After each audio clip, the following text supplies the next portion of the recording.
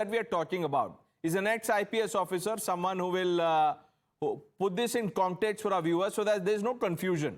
Sir. Yes, as far as the lapses go, Supreme Court has pointed out that the FIR was registered after about 14 hours. I understand the delay in the beginning because you have to do this Marg Panchnama, you have to get those witnesses, etc., and you want to record all those before you put that in the FIR. But then, 14 hours, forensics, of course, moved in, and there are a lot of things to be done. But 14 hours, of course, cannot be explained. That's one. Number two is that I also think that the police commissioner should have been more forthright, and his press conference was very, very disappointing, that he should have said whether the crime scene has been damaged or not been damaged, and you should have an independent auditor who should tell the people that yes, no, the crime thing is safe, and despite the construction which is going on from before or later.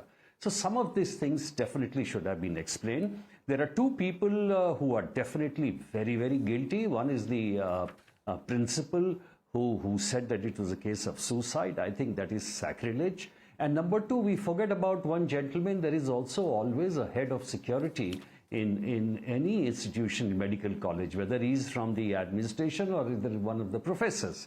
I mean, these people really deserve a kind of a knock which is really required.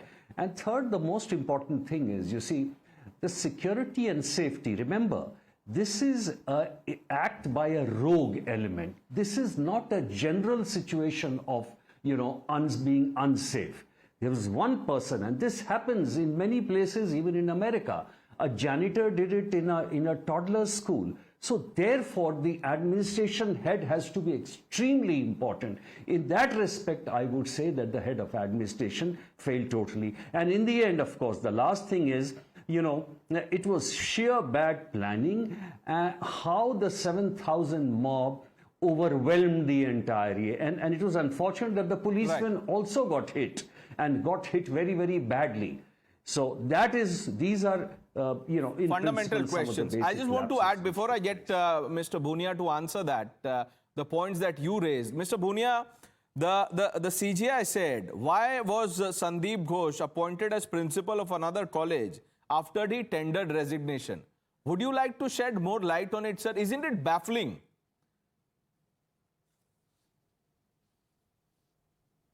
Look, yes, I cannot deny that Sandip Ghosh was appointed in a next National Medical College.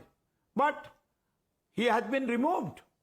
He has been removed. Sandip Ghosh was not officially accused till that time. Only protesting doctors identified his name and protested against him. But when the CBI investigations had been started, and they pointed out Sandip Ghosh to be investigated, then Sandip Ghosh was removed. And he is under investigation, and anything which will come out of the investigation, placed it before the Honorable Court, the judgment will be accepted by us. No problem to defy that. Okay, the state has nothing to hide.